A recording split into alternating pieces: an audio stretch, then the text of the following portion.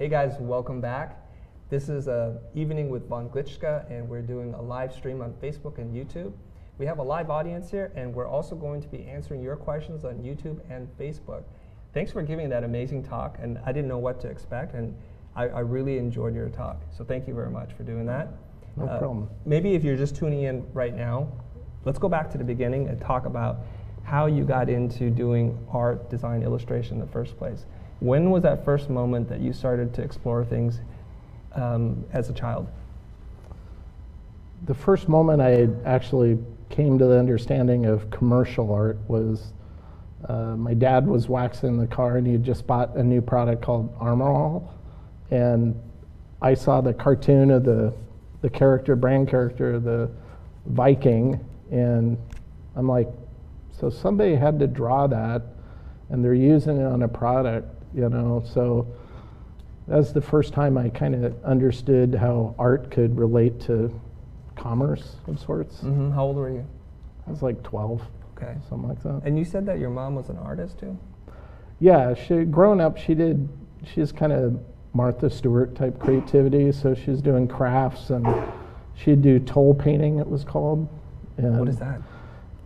Like buy a antique wooden box and then paint it to look like it's the Japanese style artwork on it, and do black lacquer, and so it's pretty cool. So growing up in an environment where your mom's creative, did you feel encouraged or pushed in one direction or the other? No, I was always, it's interesting because as your kids grow up, you look at them and you can't help but think back when you were the same age, and what was I doing? Are they at the same level? Especially when it came to drawing. I did that with my daughter Savannah, and she's the one that turned me on to manga like years ago when she was like 8 or 9 or something. She came to me and said, you need to watch this movie called Spirited Away. And I'm going, what's that?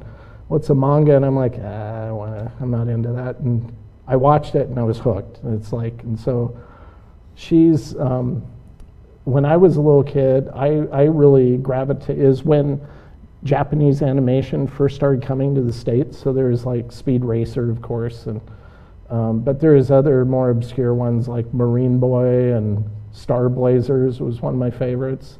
And so I used to draw that all the time. Then of course Star Wars came along, and that pretty much captivated me for a few years. Is everything and anything Star Wars. So yeah. Yep. And I see that there's some, I guess, fan art. You've done some icons for Star Wars or something like that. I remember seeing that on your site. Yeah, I've created, like, just for myself, just created some stickers and did a couple Cotton Bureau t-shirts with that theme. Mm-hmm. Yeah. Do you ever run into issues with the copyright police on that kind of stuff? Well, when it comes to fan art, if you've ever been to a Comic-Con, it's a growing gray area that would technically fall under, I mean, it falls under 2 areas of copyright. Actually, that's what I'm down in California for this week, because I did a course for LinkedIn Learning on copyright for creatives. So I purposely avoided this though, because it's the one area of copyright law where it comes down to not just who can make the best argument, but who has the bigger wallet. Right. And I think when it comes to the growing gray area of fan art, when it comes to copyright, if you created it, you own the copyright by default. So I own all the artwork I created, but I don't own the intellectual property it's based on. And so if Disney starts cracking down on that, then it's like they would be blowing their own value up. It's like they'd run into problems. So, and I don't make money off it. I just do it for fun. Yeah. Yeah. So I give away, even though stickers are for sale on my site, I think I've only sold 4 sets. But I've mailed them. I actually mailed them to a creative director at Disney that I've worked with. So in hopes that, hey, maybe those will get put up, and they'll go, hey, we should just buy these off of him. So, right. Yeah. So you're doing it from the fan point of view, and so you're hoping that you don't get anything more than just a cease and desist if it ever comes to that. Right? And I want a cool shirt that I designed that's Star Wars themed. Yeah. Okay. It's a little self-serving. Yeah? Yeah. Okay. Do you guys have any questions just coming out of the talk you just gave on kind of reinventing your creativity? Does anybody? Oh, already. Okay, excellent. Derek? So I'm Derek Elliott. So one question I had, you mentioned getting into a creative flow. Do you think to get into that flow requires focus, or can that be damaging? Like if you are trying to be creative, do you think that's damaging, or is it best to just let those aha moments happen? Yeah, well, to answer that, I'll give you an example from the context of like designing a logo, let's say. I have a certain protocol I go through if it's my own client. If it's coming from an agency, then I just kind of align with whatever their process is. But if it's my own client, I'll initially give them a creative brief. They fill it out, give it back. I respond with any more questions. And then once they provide that, I do my own research just to gain more information. But I take it all in, and then they think, I'm sure the clients always think this, that, oh, Von's working on it. Well, after I do that, I just sit on it. And I usually sit on it for a good week, sometimes a few days before concepts are due. And I do that because I think, like that quote I quoted in the talk with Einstein, that play is the highest form of research. You have to give, for me, you have to load your chamber with all these points of information, facts and otherwise, and then give your mind the opportunity to let it all steep, and then that's when your mind's naturally going to make some associations, and that's where one idea is going to leapfrog to another idea, and at that point, when those ideas start naturally forming, that's usually when I'll start thumbnail sketching or writing information down, and nothing is finalized at that point, but that's usually in the process of doing that, I'll discover, oh, that would work. I didn't even think of that because it only came about because this one point, related to another point. That's kind of you encourage happenstance when you take the time to let your brain play with things. And it's not so systematic that step one, do this, step two, do this, step three, bing, you have an idea. It's like there's a lot of kind of give and take, and sometimes it even comes after I first present a round of ideas and the client comes back and says something to me that he didn't bother to tell me even when I was soliciting those kind of points of information from him to begin with.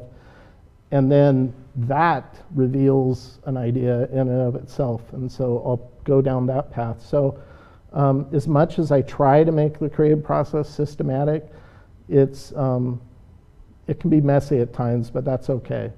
It's like, as long as you know how to direct it, you'll be okay. So I think I answered your question. Right? Do you have a follow-up to that?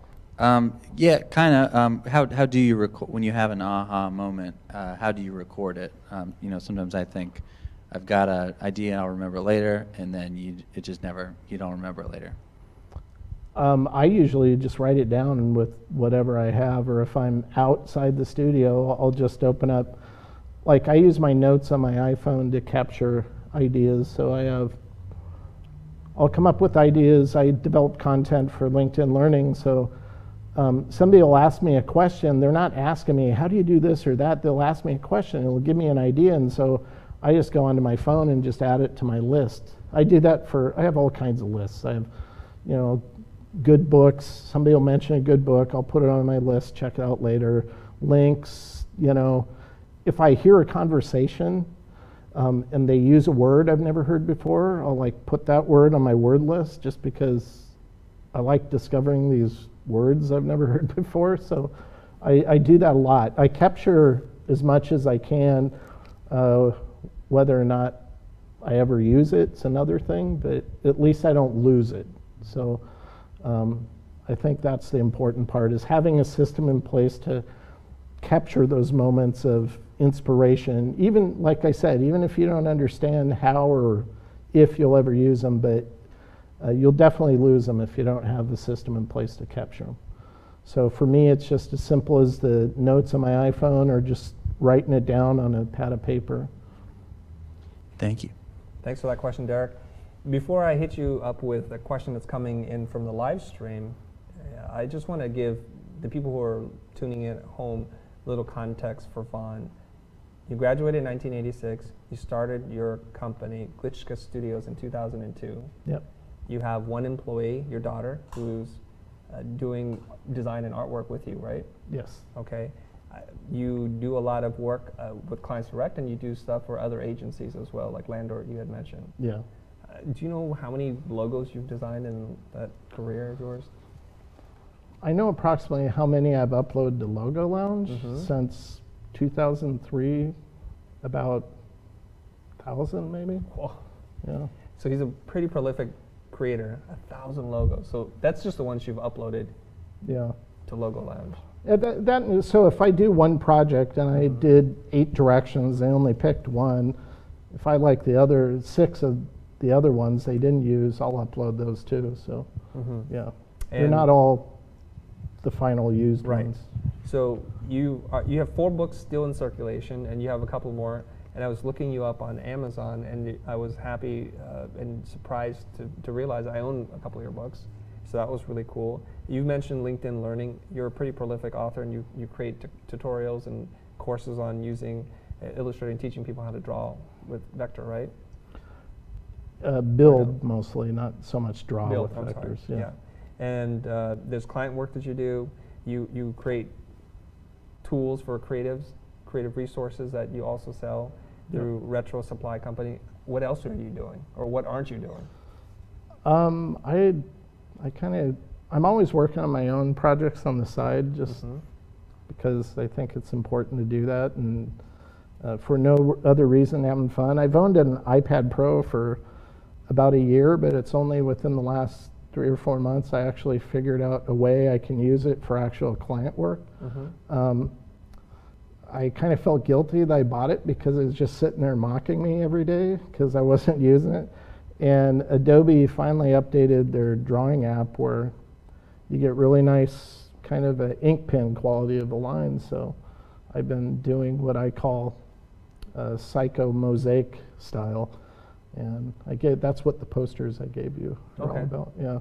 So I draw it on the iPad and push it to the desktop and then colorize it.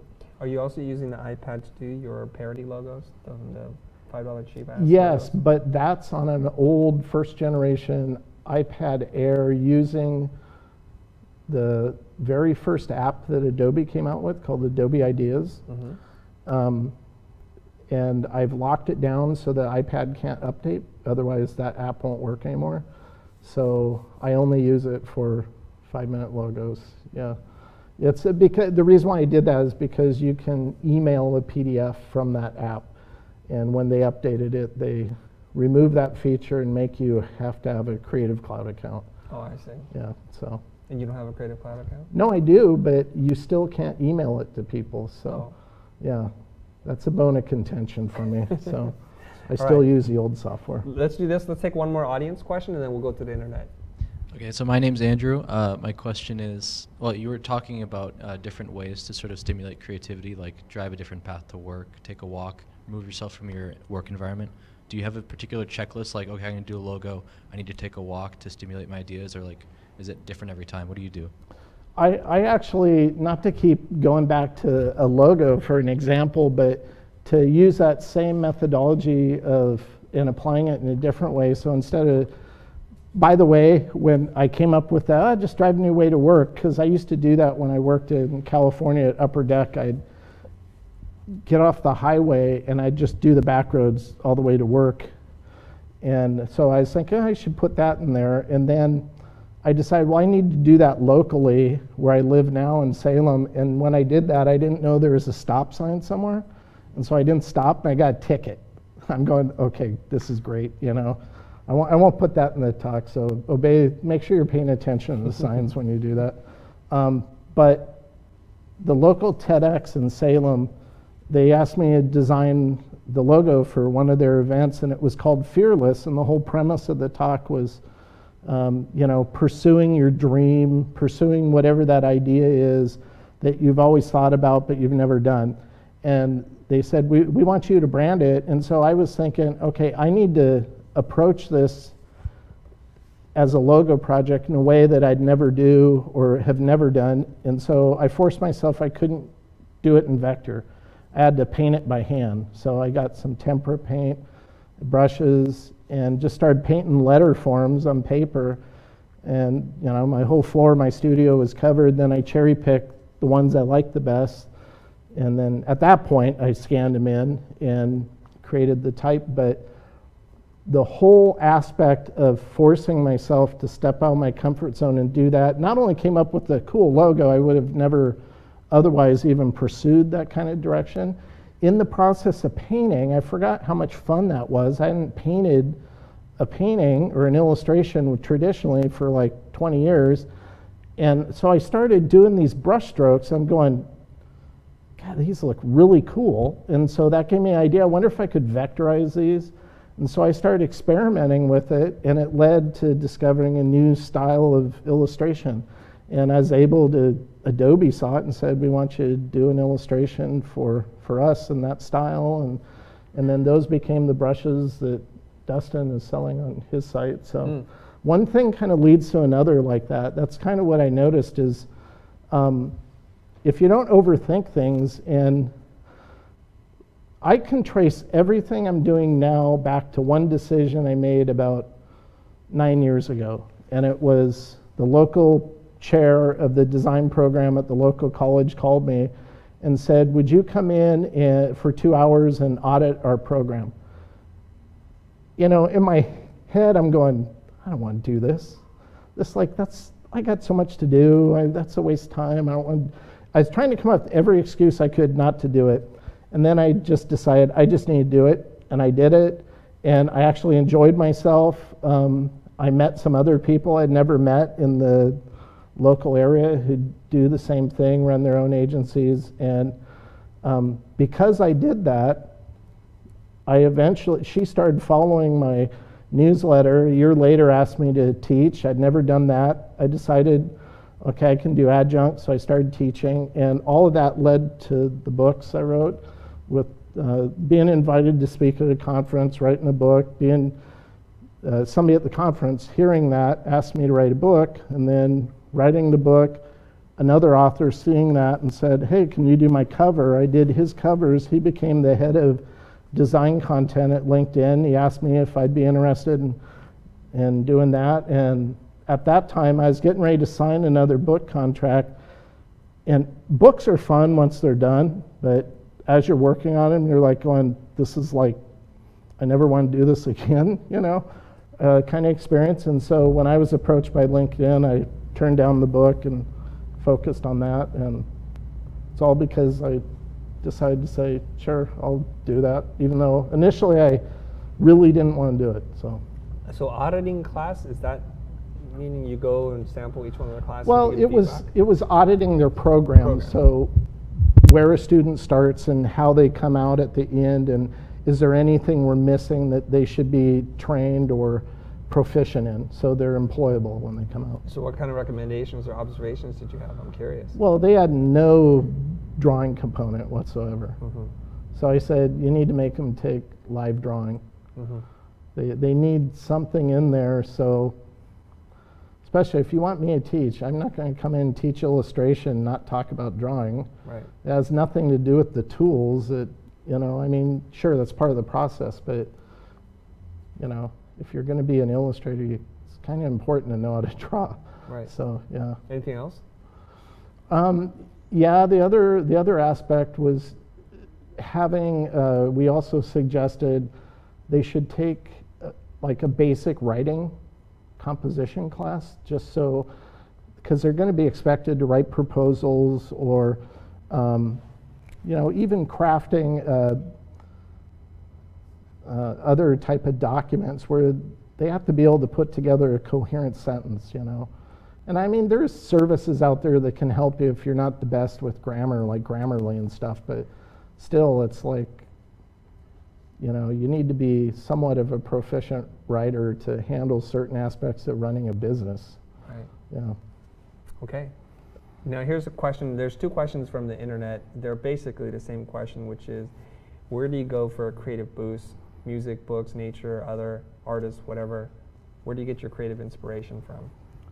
Well, I'm a big believer that inspiration comes from perspiration. What I mean by that is the very act of just doing it, just starting, even if you don't feel like doing it, just starting, that's what's going to sustain your, it's going to sustain your inspiration. If you're always looking for inspiration, then you're always being affected from the outside in, and I think it's important to get in the mindset of pursuing your own things, because when you do that, it's not that you will never be inspired by things you see or people you interact with. You will, but that should be a secondary form of inspiration. It needs to come from, you know, your own process. And if you can refine that and focus on how to do that well, that's going to inspire you. And the other stuff that comes in is just, you know, adding fuel to the fire. Okay. Any other questions from you guys, or should I just go down my list? Okay. We're going to get you a mic.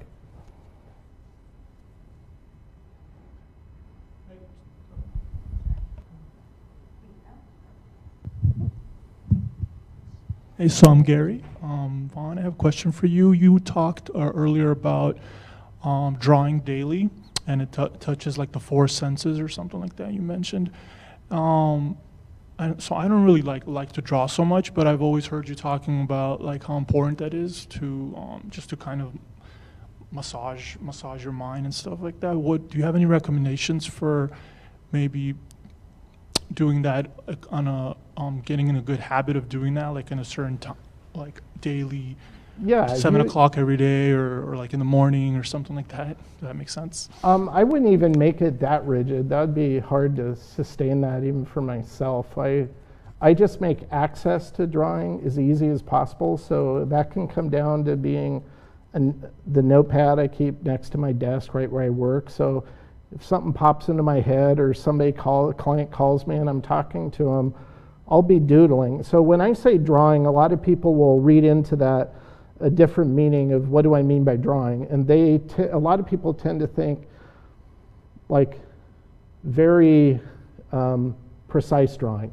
You know, like if you're going to draw a horse, you know, and I think every illustrator at some point goes through this, where especially when they're younger and they start drawing, you have the idea that everything's a still life. Everything needs to be proportionate and perspective. But as soon as you get to that point where you can draw that well, you realize that's not the point.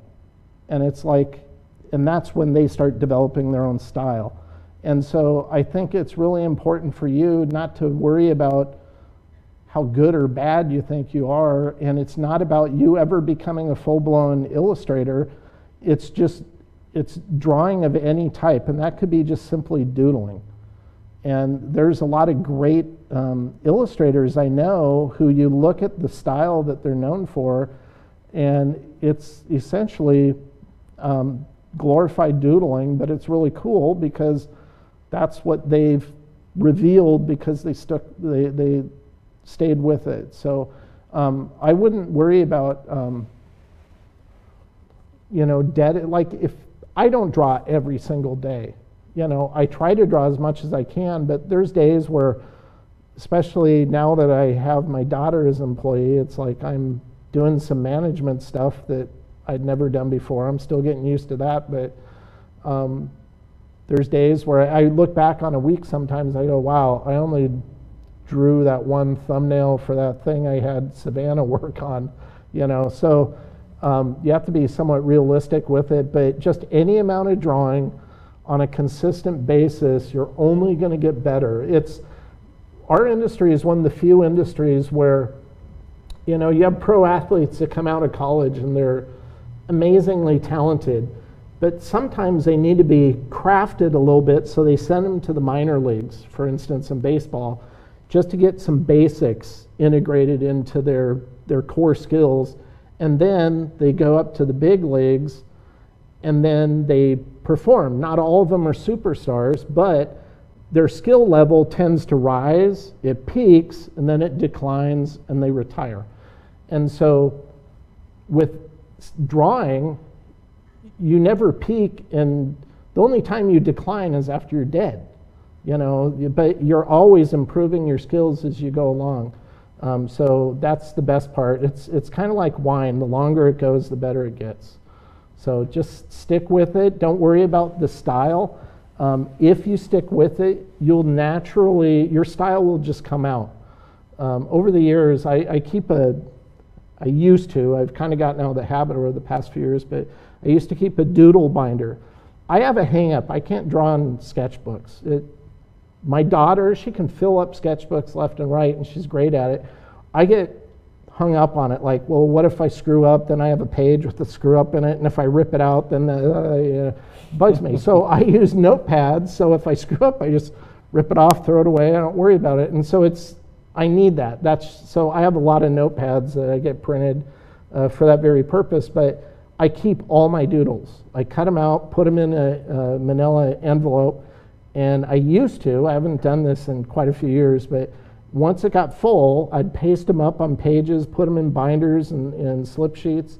And so I have a couple doodle binders that go back to the mid-'80s that you can look through, and you can distinctly tell, for some reason, it's like I used to like to draw noses a certain way, and at some point I decided I'm going to draw them this way, and then everything from that point goes that way. And it's interesting to see how you morph and change, and I think that's natural. That happens whether you're doing drawing or design. I look at designs I did 10 years ago, and it makes me cringe. I'm going, I don't even want to look at this anymore. Why didn't I align this or that? And so you're always growing, you're always improving. So as long as you can keep at it, that's all that matters. Can anybody see this doodle book? Do you share this anywhere on? Yeah, if you came to my studio, I'd show it to you. It's on my shelf, but it's not online. No. Will it be one day, do you think?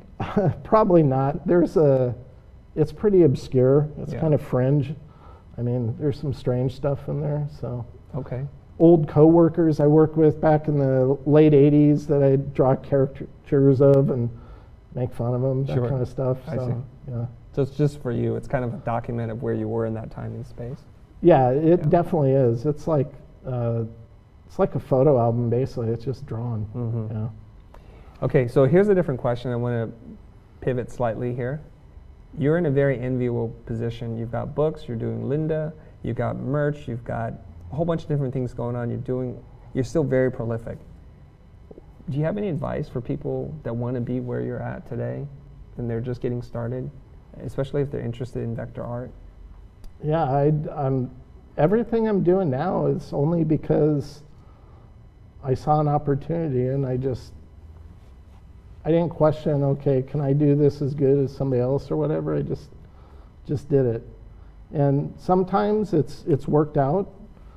Sometimes it hasn't. So I've done a couple things I did a font for the Dustin's store a couple years ago. It'd been right before OS 10 came out. I'd done 6 fonts when I worked for this agency in Oregon. And then when OS 10 came out, Fontographer went away. And so I just stopped creating fonts, and finally I got around to doing it again a couple years ago.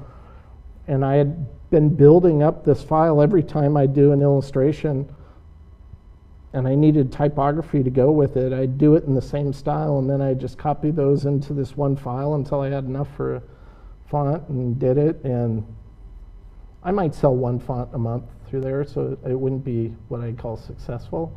So actually selling through Dustin stores made me you kind of learn what designers really like and what they gravitate towards. And one thing they really like is they really like brushes.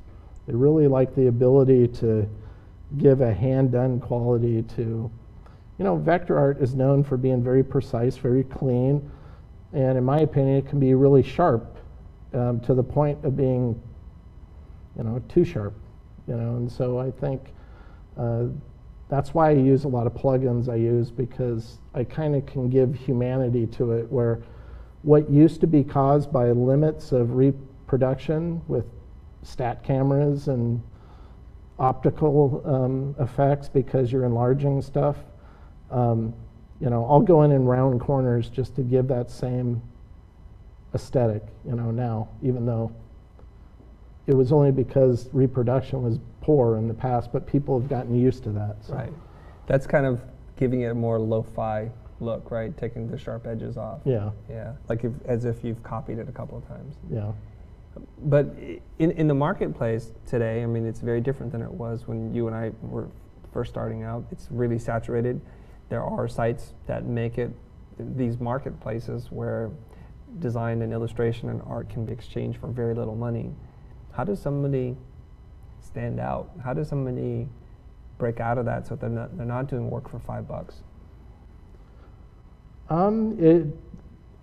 The reason why I started doing stuff for Dustin, and I told you before we started recording that I had read a really good book by Ed Catmull, one of the co-founders of Pixar, called Creativity Inc. And in it, he talks about other people's audiences and how they partnered with Disney, not because Disney had animation effects that they needed, it's because they had the audience they didn't have. And Disney didn't, it's not because Disney needed more audience, they needed the animation capabilities, so they partnered, and both of them benefited from it. And so when I met Dustin, I was just beginning to think about launching my own creative market, and I go, one, I don't want to manage another site, and Dustin is marketing savvy, smart. He has a mailing list of 30,000 people already. It's like, this is a no-brainer. I'm just going to let him take it and go with it. And so I went out of my way at the end of last year to call him and say, what's something you want in your store that you don't have that you know people would probably want? And then he told me what he thinks that should be, and I said, okay, well, that's what we'll work on. And now that I have Savannah, I don't always have to do it, so I'll outline what I'm thinking, what we're going to work on, and had her set forward on it, and she created this really cool it's for people who aren't illustrators, but they want the flexibility of composing their own illustration. So it's basically like a character builder type set, and so she... Like some kind of vector pack so you can build your own character? Yeah, and then we'll just release more assets for it, so maybe they have sidekick pets or whatever, that kind of thing. So is your advice for some of these people to find their Dustin and start to figure out tools that they can create and resources for other people? I think that's one way of doing it, yeah. And the only way you build an audience, the only way Dustin built an audience is he had the benefit of just happening to start his store right when Creative Market first came out. And so there's a little benefit to that, but it comes down to increasing your potential for exposure and discoverability when it comes to social media. So there is no secret with social media.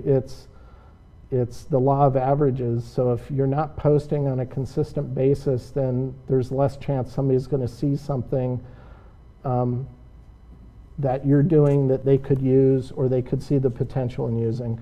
The truth is, it used to be promotion, and I have an art rep, so we've talked about this many times, as promotion has changed over the last 7-8 years, where an art rep used to actively go to agencies and say, here's the book of everybody I represent, here's what we can do for you, or send out promotions that kind of market the same message. But it's now changed where that face-to-face, he still does it, which I really like, but that's been very diminished because of escalated timelines, even for big agencies. So what I've discovered is that creative directors, art directors are becoming younger and younger. So all the old guard that I used to work with, a lot of them have just retired or become VPs and don't work at that level anymore. And most of them are just looking at the same curated services that we all look at.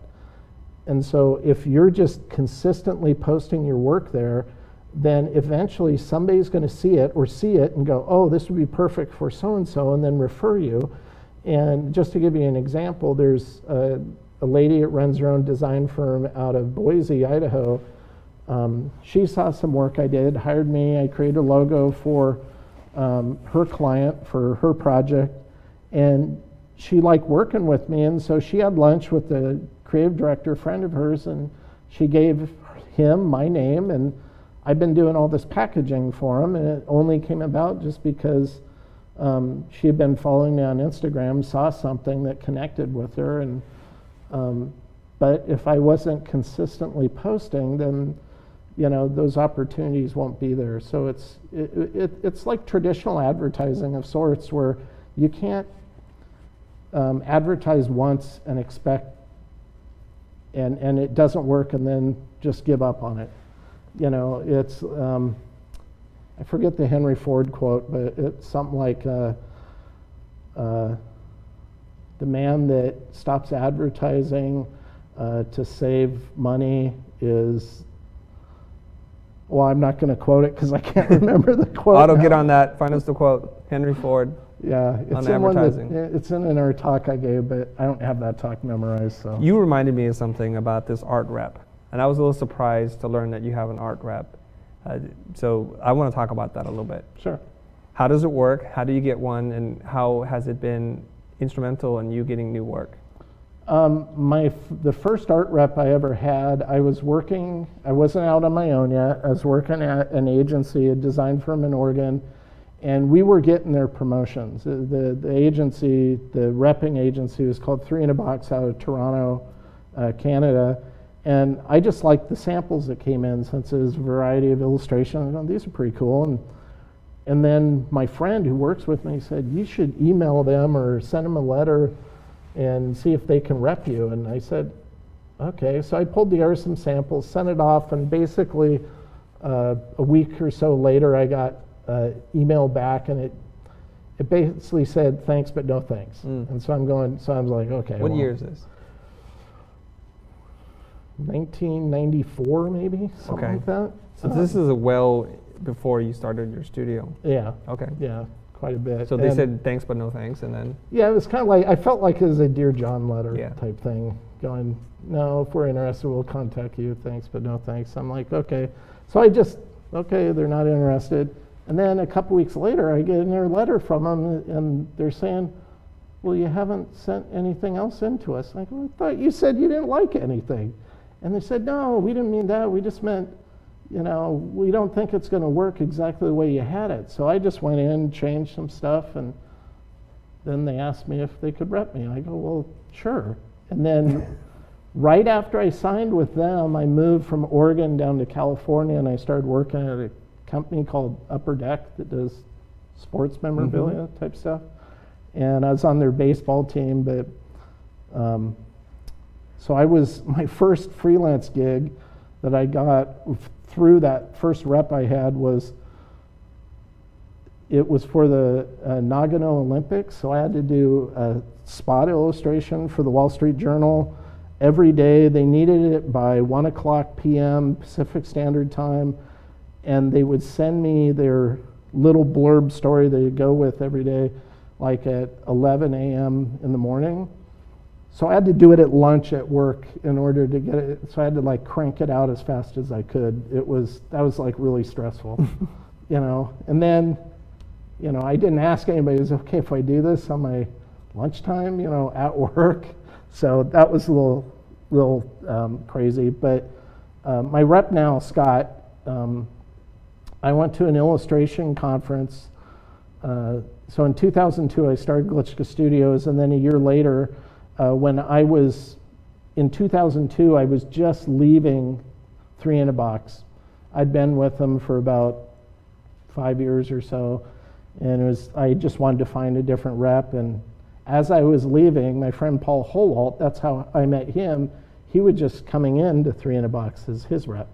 And so we got to know each other and we became friends. And a year later, he sends me an email, hey, you should go to the illustration conference with me. And so that was in Philadelphia. I went, and when I was there, I met Scott Hull, another rep, and I'd always liked his promotions too. But like, I always remind him of this, is like he totally like blew me off when I went up to him the first time. And then it was a year after that, I got his email though, and so I put him on my mailing list, and then a year later he contacts me and asks me if I'd be interested in being rep by him. And then I had to remind him he blew me off, and then, but we'd become friends, so. That sounds like a theme with you. The What? first time you knock on the door of the rep, like, no thanks. Yeah, well that's, But they come around. you have to be, I pursued him quite a bit. Yeah. 'Cause he's been a good rep. I've always looked at reps in this manner though, that I never like thought, okay, I'm just going to sit back and they're going to bring me work. It's like I always looked at it as residual income. If they bring me work, great, but I'm not going to wait. I'm going to go out and promote myself and pursue my own clients. And but anything he brings me, he gets 30%. 30%. Yeah. And then if he brings a certain amount of work over a given year, if it goes over that threshold, then it kicks up to like 35 or 40%. So he has like a performance incentive. Mm-hmm. Do you mind sharing with us what that number is? I believe it was 20,000. Okay. So if he gets you $20,000 of commissions, Yeah. above that, then his thing goes up. Yeah. Is there another benchmark he hits, then it goes up even more? Maybe. I've never gotten there. I've never gotten there. Okay. With that one, I should point out, like I was saying, the last 8 years, things have really changed. And even he's gotten frustrated because what used to be ironclad in terms of promoting, in terms of a proven way of doing this, that you'll get a certain pretty much guaranteed amount coming in this way. Right. It's all been tossed up. Source books are on the way out. Yep. You know, it used to be, I did source books for 8 years, and it was back in 2011 that, you know, I was still I was worried when the economy kind of tanked back in 2008, 2009 that, okay, if I can make it through this, then I'll be okay. And then when it came time to renew my workbook page, okay, $2,500 for workbook page. And they were never able to give me analytics to show me Of course. how effective it was, because I wanted to make an informed decision. So I just decided I'm not doing it this year. And then I was kind of worried, okay, what if that's going to affect my cash flow? Only to find out by the end of the year that it didn't affect anything. And so I haven't been doing it since 2011. Well, I just want to clarify for some people, especially our broader global audience, they probably have no idea what the heck we're talking about. Yeah. So please allow me to clarify, and if I get some of it wrong, just correct me. Sure. So you have a rep, which is an art representative, Yep. and they represent several different kinds of artists. Maybe they're just illustrators, or maybe they have illustrators, photographers, and designers, that kind of thing. They go out to agencies most likely, and they try and procure work on your behalf. And they don't get paid unless they help bring in a job. Now, if your rep is like my friend's photographer rep, they also negotiate the thing for you. Do they invoice for you as well? Yes. Yes, okay, so they do a little bit more. So some of you guys are freaking out that it's 30%. I think the audio is a little loud there. I'm starting to hear an echo there. I don't know if you changed it, Mark. Yeah? Okay. That 30% is a lot. So for every dollar that's coming in, you're giving out 30 cents. But I think you have a very healthy strategy about this. You don't see them as your single source of income, and No, so you're you self-reliant. So whatever they get, it's kind of like icing on the cake, Yeah, right? I forced Okay. forced myself to think it's 70% more, 70% of something I would have otherwise never gotten to begin with. Right. And it is a real kind of just beating down the doors and shaking the trees, and so to speak, to try and get this work from the commercial agency world, right? Yeah, and there's certain agencies, because of their own protocol, is they would just rather work with an art rep Right. because it makes the process go smoother rather than working with an independent creative person. Right, because you can imagine there's thousands of people trying to work with that agency, and to make time to review the work and deal with each person separately, it's a lot. Yeah. Come in with an art rep who's pretty objective, shows you the work, I like this, I like that, that might be good for this, what else you got? Yeah. Right, and they can work with them to guide what kind of artist they have that might be a good fit for their project. Yeah, a lot of reps, there's a bunch of reps out there, and most of them are usually picking artists to represent to cover a gamut of styles. So if a certain project comes in, they want this style, okay, this person is the person we rep that does that. I'm a little different with Scott in that I can work in a variety of styles, he knows that, but there's certain design-centric stuff that I can do that usually isn't part of what an illustration rep represents, and that is more brand-centric type work. So, Right. Yeah. Okay. All right, so that's the art rep thing. So projects that you procure on your own, he doesn't get any percentage of? No. Okay, great. How long you been with Scott? Since 2003. Okay. The other thing that you said, which I want to clarify for the audience too, is that workbooks, source books, we used to get these all the time. I look forward to getting them. You would thumb through them. They're beautifully printed, bounded, that kind of stuff. Yeah. And what you might not realize is the artists, the illustrators, and the reps pay for ad space in the book. Yeah. And then they give them away to agencies for free. But if you go to the bookstores, you have to buy them, which is Yeah. kind of an interesting concept. Because I used to buy them. And then once I got them all for free, I was like, why did I ever buy this? They just send it to you, Yeah. right? And then you're saying that in the way of the world, things are changing. The art directors, your clients are getting younger. A book might be old-fashioned. They want immediate things. They might find you on Instagram. Yeah. They might find you on Pinterest or some other source, Yeah. or Behance, whatever. And so the books become less relevant. Yeah, there's better ways to handle it, in my opinion. You can, especially if you're an independent, unlike a larger design firm or ad agency, I always call independent creatives are like speedboats, and larger firms are like cruise ships. So it takes about 12 miles for a cruise ship to completely turn around and engage in the opposite direction. A speedboat can do it on a dime, pretty Mhm. much. So I think there's a lot of flexibility with creatives in terms of marketing themselves, where in workbook, you'd have one page and that's what you were marketing for at least that year. They've tried to remedy it by producing 2 different books in 1 year, but still it's a finite amount of,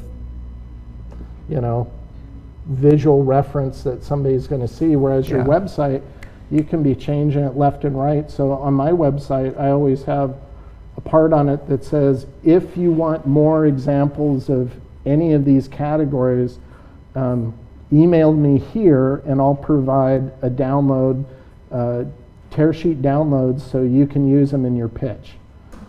Because most of the creative agencies, that's what usually they don't even, technically they're supposed to ask permission even to use in a pitch. Usage is usage, but they never do.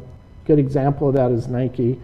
A friend of mine worked at Nike. He invited me up to have lunch with him one day on campus, and we're walking through the sports graphic division, and it was right before the Olympics, so Nike was working on the Chinese team uniforms, and they were playing off of a tribal style. And I go by these mood boards they have up on these displays, and they have one board, and it's all of my tribal designs up on this mood board. And I'm going, what? I'm like 20 minutes down the highway. You can't invite me to come in and I want to work on this, It's like, but a lot of agencies do that, where they'll just cherry pick. Their favorite place to go lately has been Pinterest. They go in there and just cherry pick, put together a mood board, put together a pitch board. This is kind of the feel tone we're going for. And then if the client happens to like that direction and you're part of what sold that, then they tend to come back to you. And Okay, so I have a lot of questions here Yeah. because I might be guilty of some of the things that you may or may not like, but I just want to get some Well, clarification. it doesn't bug me. Oh, it doesn't bug you? No. So what Vaughn is talking about is he's cruising to Nike, and part of the work he's done is on that mood board. And the idea is if somebody likes that and they prove and sell it through, more likely than not, Nike's going to call you to commission you to do the work if you're available and all that kind of stuff, Yeah. right? Never And got so a that's call. a good thing. Yeah, okay. One day you'll get that call. But the thing to understand here is if you make your work impossible to find, impossible to pin, Yeah. what are the chances of that happening? It's like less than zero. And so I always find it Exactly. very, very frustrating when certain photographers, and maybe all of them are like this, when they have a photography site and they lock their images so that it makes it very difficult to pull down. So then you have to go and do the screen capture. And I was thinking, I don't know what kind of backwards world they live in. It's 2017. You want people to share your images. Yeah. So many, many years ago, we deliberately turned off all the locking features on our QuickTime movies for the commercials we produce. Because we want you to download it, we want you to share it, because we're not afraid that you're going to be able to produce that without us. And so that's just something I'm going to throw out there. There's a lot of this idea about this is mine, and I'm going to hold on to it, I'm going to lock onto it. And guess what? Nobody can find you, nobody's talking about you, and nobody cares, Yeah. right? I totally agree Okay, with so that. now here's the quote that you were referencing. A man who stops advertising to save money is like a man who stops a clock to save time. Exactly. That's Mr. Henry That's Ford. it. That's our fact-checking department here. Thank you. Okay. All right, let's turn it back over to our audience here live. Do you guys have any other questions? Do you want to dive back in? Let's go up here first. Right here. Hi, Vaughn. Hi. I'm Elsa Taryn. Just a quick question. How do you go about staying creative or pushing creativity if you have a client that's maybe not so open-minded? I've The old open-minded bad client question. I knew it was going to come out. The internet's asking the same question, and you've got it. when I collect information, some of the questions I solicit from them are, one specific one I've added is, are you willing to accept a design that you might not personally like, but will be completely appropriate for your audience? Whether it's a product, service, or a company I'm branding, for example, if a logo, let's say again, is appropriate for that audience of that product, service, or company, but yet the company president doesn't like it, do they have the capacity to realize that and to understand that? And it also gives you a good kind of red flag if they say, well, if I don't like it, I'm going to have a hard time improving it. So you might know there's going to be some aesthetic challenges when you start working out ideas. So I always try to give them in the mindset, it's not about creating something that necessarily you like, it's something that's really going to be effective for your audience that you're trying to communicate with. It's easier said than done. One of the best treatises I've ever read on the topic was done by Charles Anderson. It's in this little bound book he did years ago, and it was about his talk with Jerry French of French Paper, the owner and founder. And basically Jerry French told him, I don't like what you guys do, but it works. So he's gotten his client to the point where his client doesn't necessarily like what they do for him, but he fully is aware that the audience that they're doing it for does, and they benefited from it. So getting a client to that point where they'll trust you on that level, it's a little hard until you prove it on some level, and usually that's only if you can talk them into getting to a point where they let you move forward like that. And so an example I'll give you is last year, I believe it was in June, a company contacted me and they had gone through 99 designs to get a logo for their company. And when it was all said and done, they were disenfranchised, they didn't like the work they got.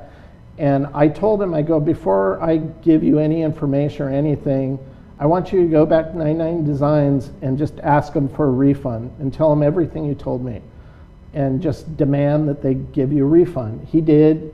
He got his money back. And then I said, so what I'm going to do for you is I'll use the same budget. I usually charge a lot more, but I'll do the same budget because I'll prove to you I can do it. And he was like, okay, we'll do that. And they had ironically watched the logo development course I did for LinkedIn Learning. So, well, we just hire this guy, he seems to know what he's doing. And so when they contacted me, I said, I'll work with your budget. They came back the next day and they had buyer's remorse, saying, oh, we're still not sure. They were like gun shy still. And I said, look, I'll agree to this. If whatever I do you don't like, you don't have to pay me anything. So you have nothing to lose. And they're saying, okay, we'll do that. And so I created, we rebrand. Well, the first part I did for him, part of their problem was their name. His name's Dan Foss, the owner, and it was DF Mechanical. And I'm like, how many people, if you just said that name to, what would they know? Would they even be able to figure out what you do? No. And I said, so we need to address your name. We need to come up with a brand name for your business. And so part of my information that I gathered revealed that he had said in it that his clients would refer to him as a one-stop shop. And I really like one-stop. He's not really a shop, so I didn't care about that, but I focused on one-stop and then doing some name exploration. Usually when I do it, I'm writing stuff down and I have usually GoDaddy open, because if I can't get a domain, then I don't even want to consider it. And I'm just, okay, no, that's going to be taken. I type in onestoppro.com, nobody owns it. I get on the phone, I call them, I go, okay, this is your name. We're not discussing this. You're going to trust me. This is your name. This is what we need to go with. This is franchise quality name here. He bought it. We branded him. Everything launched in about August. Did vehicle wraps, uniforms, everything for his whole team. And I found out in December that he's on target to double his revenue this year. And then I just got an email from him yesterday, and his company has grown so much that he's now bought 2 more vehicles for their fleet. Now, he only had 2 vehicles, so part of my strategy for him is go, let's slap some numbers on him, like 7, like you have 7 vehicles. Doesn't matter if you only have 2, just intimidate your competition. And so with these ones, we'll put like 14 and some other number on it, just to, it's like psyops against his competition. Well, he told me yesterday in the email that he has other companies coming up to him going, hey, what is this franchise you bought into? You know, and he's going, well, it's just my identity. It's not a franchise yet, but that's what he's moving towards. He wants to build it into something he can franchise and then sell to other companies. And that's what I enjoy doing. I like working, I work with agencies and we'll work on big national brand stuff, but I like applying those same principles on a local level. So when it comes to getting a client to, you know, trust me, once you've proven it, once he saw the difference that it started to make in his business, he doesn't question anything now. He's like a good client where he goes, well, we really need to do this now, and do you have any input? And so I'm helping him with his marketing and everything. But to get to that point, I take in information from the client, and so when they share certain things, I'll deliver on target with what I think is their comfort zone, but I always go beyond that. I always show them stuff that pushes them. Say, yes, you could do this, and it's not bad. I just think this is better. And so I always frame it like that when I'm talking to them too, where I put the onus on them making the decision to, look, you can go with this, but I really think this is going to work better for you. But if you want to go with this, you can, but I think this is a stronger solution. It's going to work better. Almost to a point where, without saying it, that if you don't go in this way, you know, it might not be as successful if you go with what you're holding your guns to. And sometimes using that kind of reverse psychology tends to work. I learned that from a creative director I used to work with who did that all the time. He would, except it wouldn't work on him. So, okay, here's one of the biggest screw-ups I made as a designer. It was right when grunge was really big in the 90s. And so I had to put together this trifold brochure, and at that time, you had to do a mock-up, a folded mock-up, because apparently printers were stupid, would print in stuff on the inside upside down. I don't know how they could do that, but apparently they could. So you had to give them a proof so they'd know how it should orient when they printed it. Well, I forgot to do the mock-up. And so they printed the inside upside down. And so I just tried to use reverse psychology on my creative director. Oh no, I did that on purpose. It's grunge. Just, forces them to turn around, interact with it. He didn't buy it. So it's like, should he? Yeah. Nice try. We had to eat the cost on 15,000 brochures. So. Yikes. Yeah. Okay, you've opened up a whole bunch of things for me to jump into. And it was just kind of lobbied to us in terms of clients with bad taste or trying to convince them of doing something better. Now, I just want to be clear about something here. There are a lot of people who are going to be watching this and saying, I knew it. I know what your customers want more so than the client. And they're just idiots. Okay? Yeah. You understand where they could misread what you're talking about without your experience and say, see, I'm going to go back and be righteously indignant and saying, you're dumb, this is for your customers. When in truth, most of the people who think that, you think you're the customer and you're just making it for yourself. I always think it's kind of arrogant for you to tell the client what their customers want, even though you barely know who their customers are. Yeah. And if you make a design decision that hurts their business, you go to sleep at night, that person goes out of business.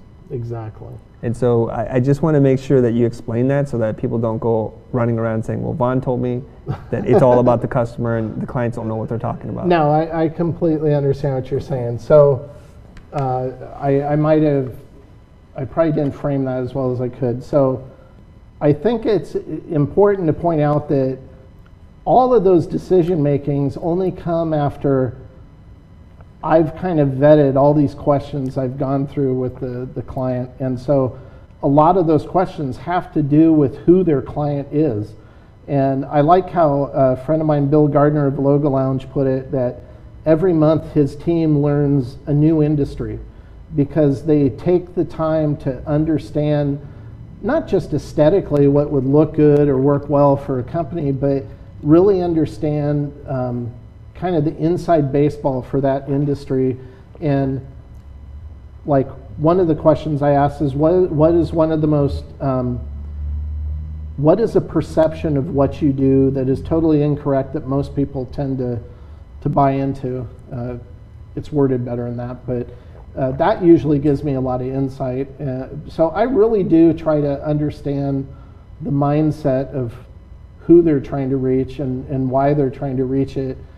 And part of the reason I do that is because if a project tends to go off course, I can point them back to the creative brief that they responded to and say, but you said this, so we're kind of getting a little off target, which is, it holds me accountable, so right. I'm doing what they expect me to do, but it also holds the client accountable. So, yeah. And I think that's a healthy give and take, but it's never easy, as you point out, to try to get a client to just trust you. Yeah. And I'm not successful at it all the time either. I branded one client, did a logo for their parent company, they loved it, and then moved on to one of their products. I thought it looked great. I thought it was going to work perfect. I thought the rationale was right on target, and they hated it. And henceforth, they're not going to use it. So it's like you win some, you lose some. Yeah. I think a lot of designers and creative types, I think it's an either or situation. You either have a happy client or you can create something that's good. I think that's the easy way to look at that. Yeah. I think you should strive to have a happy client that you also have good work for. It's an and situation versus an or. Yeah. And I think that's where the rubber meets the road, and your professional training, your professionalism, your creativity, that's on you. You should strive to create a situation where the client's happy and that the work that you do for them is good. Yeah. I think the other one's a cop-out. Okay, there's a couple of things I want to ask you about here, and maybe it might be too sensitive, I don't know. What did this guy pay you, the One Stop Pro, pay you to do the logo work that he was so thrifty about? It was about $2,500. $2,500. Yeah. For 99 designs, that's a lot, isn't it? Oh, no. By the time we're done, I see. You're Yeah, saying at when the he beginning. originally? Yeah. I think it was like 1,200 maybe. That's Something like that's that. still pretty good. Yeah. Okay, so they're going to spend $1,200, and they had a bad experience. He got his money back. Yeah. Why was it important for you to tell him, go get your money back? Because I felt like he was being exploited, Okay. and what they delivered certainly wasn't even $1,200 worth of work in But- terms of the quality. I've never hired anybody from 99 Designs, nor have I worked in that space, Yeah. but I thought it was a design competition where you can have 99 designers submit some solution for you. Some of them are that way. Some of them are the company goes there and says, here's our budget, Mhm. and then as many people who want to can submit for it. Right. Yeah. And then he would then pick somebody, and then they would be the winner, and then they would take it across the finish line, right?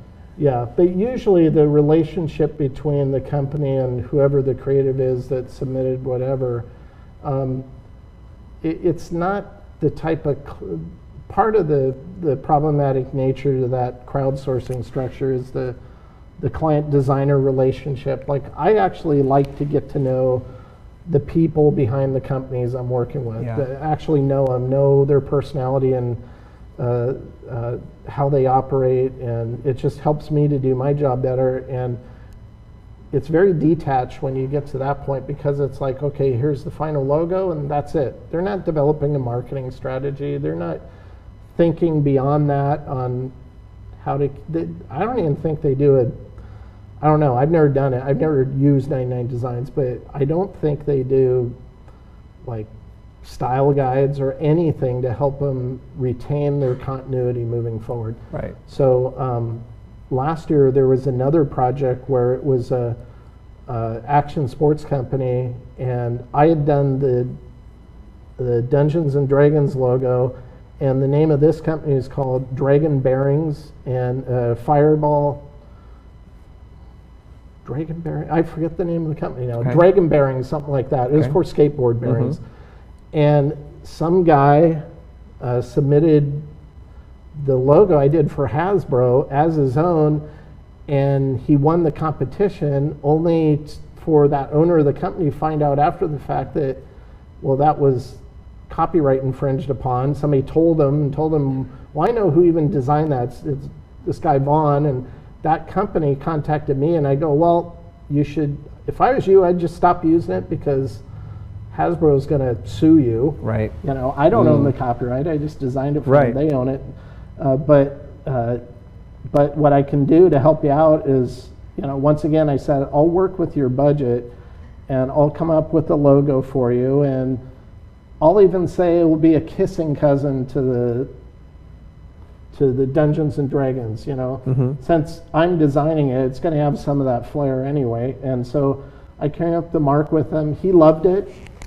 His partner hated it. His partner's like, I don't want to move forward with that. And then he came back, and I'm going, are you kidding me? It's like, this is like, and at the time I was saying, this is like one of my favorite logos I've ever done. Mm. I go, okay, you're crazy. So this is what I'm going to do. You don't have to pay me anything. I'm just keeping the art, because I'm going to use it for myself, just to do stickers or whatever. And I did stickers. I posted some pictures on Instagram, and then that other owner came to me and said, God, that does look really cool. I don't care what my partner says, we're using it. And so I said, well, we can start where you left off, and we did. And I did all That is wild. Yeah, I did all of his packaging, and it's been really successful. Holy for cow, him. that's wild. Yeah. Your slide during your talk about this line between when you're born and when you die. I like that part where you made that line all twisted. Yeah. Every one of your logo stories seems like it's this twisted path. It's not just straight. Those two kind of Those two. You pulled But- out two really good stories. So you guys understand what just happened there, right? Somebody's ripping off your design. They call you, and somehow that they get to find out that it's you who designed it, and they still didn't want to buy it. And then ultimately you proved them wrong by just putting it on social media, and they're like, we have to have that. Yeah. So that worked out well. Wow. Why do you feel that you want to take on the risk of saying, I'll do it for the same price, and if you don't like it, you don't need to pay me? When it came to One Stop Pro, I just knew I could create something that would work good for him.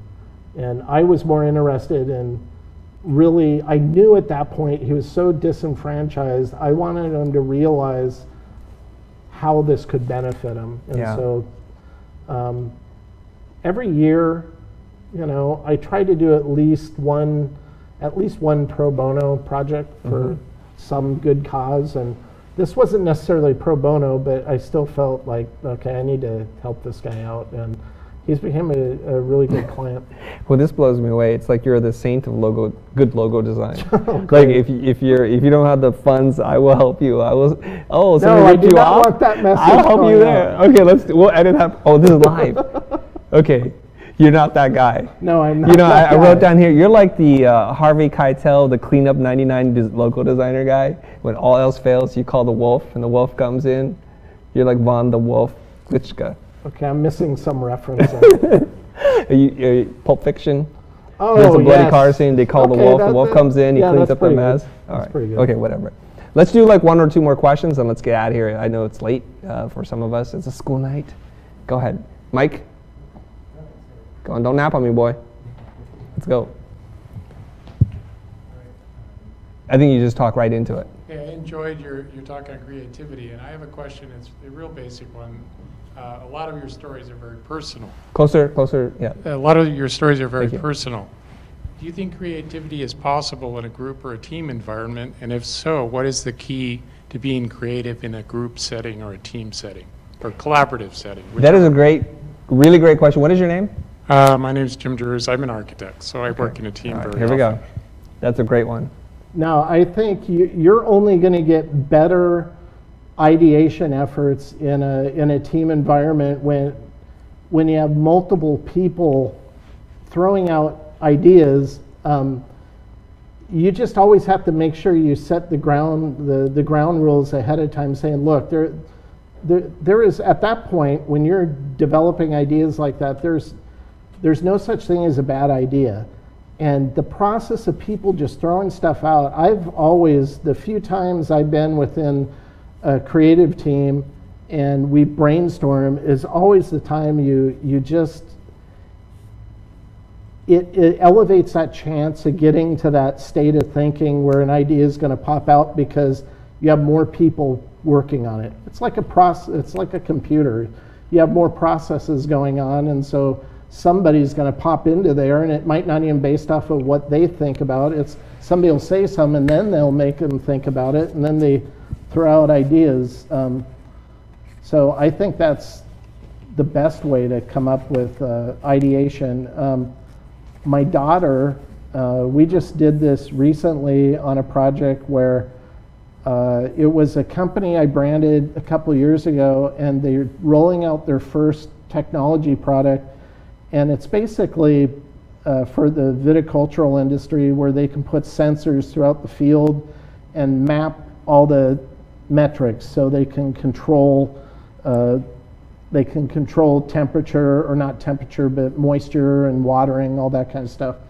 And initially I had my daughter start to work on it because that's probably one of the areas where she needs to improve the most on.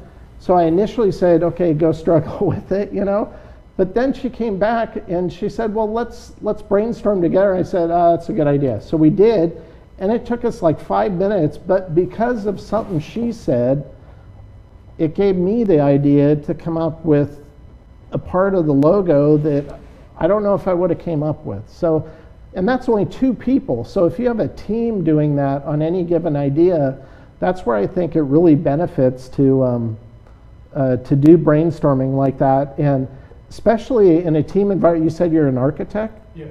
So I've seen a couple agencies where they have big whiteboards like this, and they set a timeline, say, hey, over the next 2 days, I want you to put up anything and everything you can think of related to this, and people are just adding to it, And when it just starts growing because somebody sees somebody putting something up there, and they're going, oh, we could do that, and it's like a path adventure. And I think it's kind of like group mind mapping. And I think that's a great way to explore ideas. There's a good book you might want to check out called Caffeine for the Creative Mind. And they have all kinds of really cool creative exercises you can do in it. And Stefan Mumois, who's the author of that book, he's actually gone to a lot of corporations and done those exercises live with the group. And it's always, I've seen him do it a few times, and it's interesting to see. There's the initial kind of, everybody's kind of hesitant, like, oh, I don't want to look stupid or throw out this idea. And once they get over that inhibition, that's when it's kind of like popping popcorn. Right when you turn it on, nothing's really happening. And then as soon as one idea pops, pretty soon it just starts setting them all off. And I think that's the benefit of brainstorming, or at least doing it in a group perspective. So I would definitely think that's a good way to work through ideas. Jim, was that helpful? That's fantastic. Thank you. Great. Any other questions here? One. Derek, you got another one? Let's do it. All right. Derek Elliott again. So you mentioned having designed, thousands of logos, and I think that a lot of people, when they're viewing your work, it's in kind of a grid format. They're scrolling through tons of logos, and in many cases very out of context. It sounds like you put a ton of thought into each logo, and you develop really great logos. So how do you sell people on the value of each one of these when then maybe in 5 seconds they see 100 of your logos? How do you show them that they're all valuable? I only have one thing on my site that actually just displays logos, one post.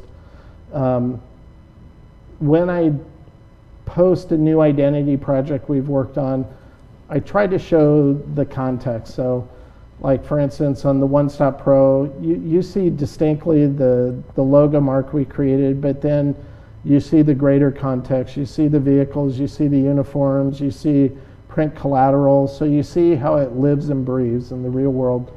And I think that's important.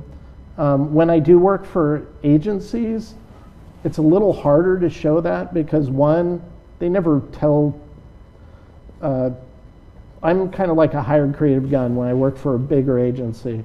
And once I deliver to them, I'm out of sight, out of mind. I usually don't hear about it until I see it in public myself or somebody else does, and they say, hey, didn't you work on this? And then for me to get examples of usage is a lot harder because I don't have access to all those files and stuff. So, but with my own work, I think it's important, especially if you're communicating to a small business or even a small company that might not have, maybe their marketing strategy isn't that great. There's a company in Oregon called Honeywood Winery. They're the oldest winery in Oregon. They were around pre-Prohibition, and then when they were only in business like 2 years, Prohibition hit, and they had to change their business to a completely different model because of it, and so they started making fruit juice.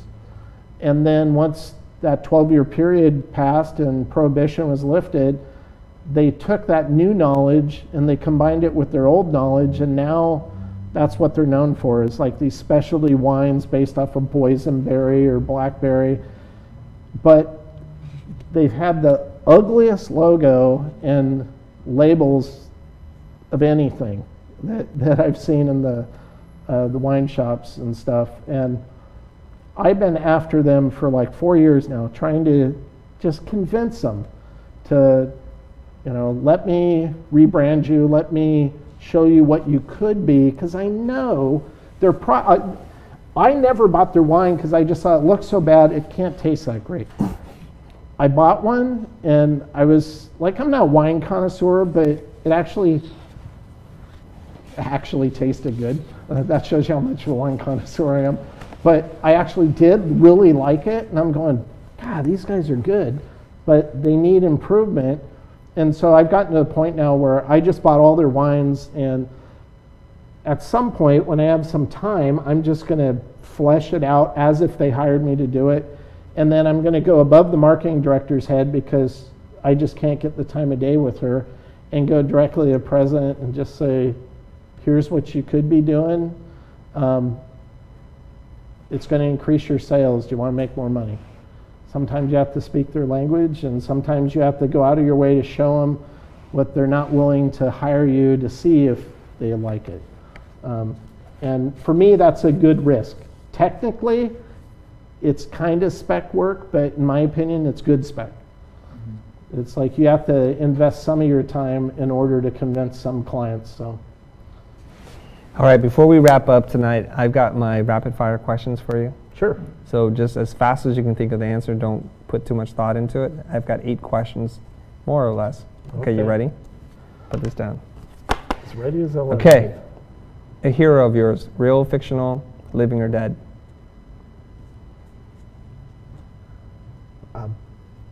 Not related to our industry?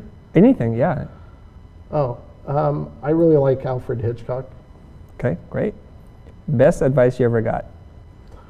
From illustrator Craig Fraser in 2003 at an illustration conference. And after I kept asking him, I'd never seen this illustration you did, like 3 times. He said the same thing. I just did that for fun. I just did that for fun. And then he looked at me and said, you get the work you show.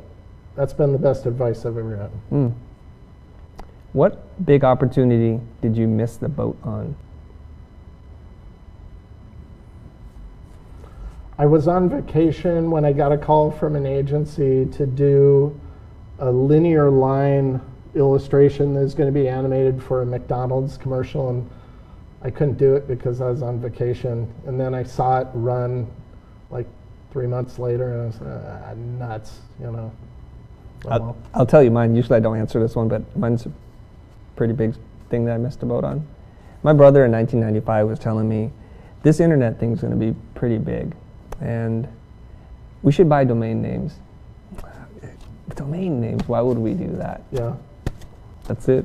And what was the domain you Oh, he was just buying up all kinds of domain names. That I was just thinking that was dumb. Like, who's going to want to buy your domain name? Well, maybe I had an opportunity to buy stock in eBay before they released. Yeah. And I was like, what's eBay? That'll never catch on. Don't take stock advice from either one of us. Okay, your favorite snack? Probably sunflower seeds, Guilty pleasure? barbecue. Okay, this is a question in 3s, okay? Okay. It'll be TV show, film, and band. Favorite TV show, film, and band? Favorite TV show. Right now I don't really have one, but it was Fringe when it was out. I really like that. Movie.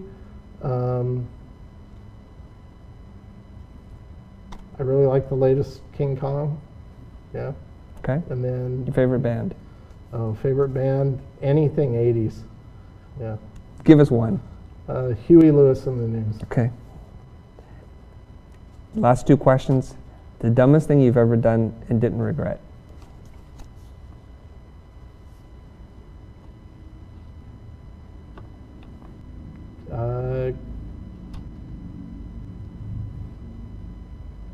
Kissing my wife without asking her for the first time. Yeah. Okay. What are you afraid of? That's the last one. What am I afraid of? Yep. Like having my hand chopped off and then I can't draw. That would Do suck. you fear that? Well, I thought about it and I don't like it, so yeah. Stay away from heavy machinery. Yeah, just if I'm invited to speak, never mind. I'm gonna get in trouble if I say any more. Never mind. You can't do that to us now. No, I'm not gonna. No? Trust me. You don't. All right. Okay, I'm going to wrap it up, you guys. I just want to summarize a few things. I was taking notes the whole time about things that you can do. A lot of you guys in our space and our audience are thinking about, gosh, I want to be where he's at. How do I get there? And I've been collecting notes the whole night. So first thing is you got to be known and get known. There's lots of ways to do that. Consistency is key. Use social media. Get on the radar of the people that are looking for you right now. When you're building out your logos, provide context. If you can get a rep, they'll help. Maybe you can think about sending out promos, things that art directors might want to keep. You should be an influencer, or better yet, an educator, as Vaughn has done. Make work people want to share. And if you can get a couple awards or be in books, that might help. So that's the social media stuff. And then with the whole group dynamic, how do you collaborate and brainstorm with a group? Here are the notes I wrote down. One is have really clear goals that are objective that the whole team can understand. And the way that you do that is through a combination of checklists and parameters. This has to be done and work within these areas. So it's not too confining, it's not wide open. Make sure you have a deadline so everybody knows every 2 days, or every 48 hours, or whatever it is you want to do, we're going to review. And the last two are going to be the two hardest things. One is you have to kill the ego, that I have to own the idea for me to want to participate. And two, if you're the leader, you have to be open to chance. It can't be just your idea, too. That's it. Thanks, guys, for tuning in. We'll see you guys next time.